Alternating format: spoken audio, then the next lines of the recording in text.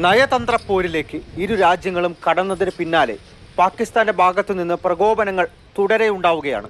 ഒരു ഭാഗത്ത് നിയന്ത്രണ രേഖയോട് ചേർന്ന് ലീപ്പാവാലിയിൽ വെടിനിർത്തൽ കരാർ ലംഘനമുണ്ടായി. മറുഭാഗത്ത് അതിർത്തി കടന്നുള്ള ഭീകരവാദത്തെ പിന്തുണയ്ക്കുന്നത് പാകിസ്ഥാൻ അവസാനിപ്പിക്കാത്ത പശ്ചാത്തലത്തിൽ നുഴഞ്ഞുകയറ്റവും ആക്രമണവും ആവർത്തിക്കപ്പെടുന്നു. രാവിലെ ബന്ദിപ്പുരയിലെ സൈന്യത്തിന്റെ തിരച്ചിൽ ദൗത്യം ഏറ്റുമുട്ടലിലേക്ക് കടന്ന് മണിക്കൂറുകൾക്കകം ലഷ്കർ കമാൻഡർ അൽതാഫ് ലല്ലിയെ ഇന്ത്യ വധിച്ചു. വെടിനിർത്തൽ ലംഘനത്തിന് തിരിച്ചടി നൽകിയതിന് പിന്നാലെ കരാറിൽ നിന്ന് പിന്മാറാനുള്ള ചർച്ചകളും ഇന്ത്യ ആരംഭിച്ചു.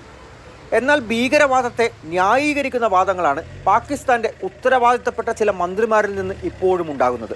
പ്രതിരോധ മന്ത്രി ഖ്വാജ ആസിഫ് പറയുന്നു, 30 വർഷമായി ഭീകര സംഘടനകൾക്ക് സാമ്പത്തിക സഹായവും പിന്തുണയും നൽകുന്നുണ്ടെന്ന്.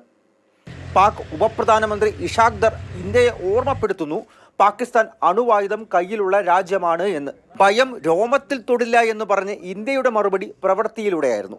സുരക്ഷാ സാഹചര്യം വിലയിരുത്താൻ കരസേനാ മേധാവി പഹൽഗാമിലും പിന്നീട് ഉദ്ധംപൂരിലുമെത്തി. കാശ്മീർ ലഫ്റ്റനന്റ് ഗവർണർ മനോജ് സിൻഹയുമായി കൂടിക്കാഴ്ച നടത്തി. പരിക്കേറ്റവരെ സന്ദർശിക്കാൻ രാഹുൽ ഗാന്ധിയും എത്തി. And I came here.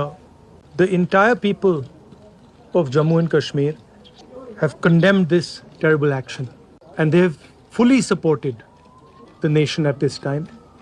Pakistan സ്വദേശികളെ മടക്കി അയക്കാൻ ഓരോ സംസ്ഥാനങ്ങളും മുൻകൈയെടുക്കണമെന്ന് ആഭ്യന്തര മന്ത്രാലയം മുഖ്യമന്ത്രിമാരോട് നിർദ്ദേശിച്ചു.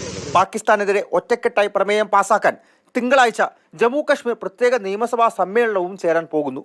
വിവിധ സംസ്ഥാനങ്ങളിലുള്ള കശ്മീരികളുടെ സുരക്ഷ ഉറപ്പാക്കാൻ ഒമർ അബ്ദുള്ള മന്ത്രിസഭ വിവിധ പട്ടണങ്ങളിലേക്ക് യാത്രയും ആരംഭിക്കാൻ ഒരുങ്ങുകയാണ്.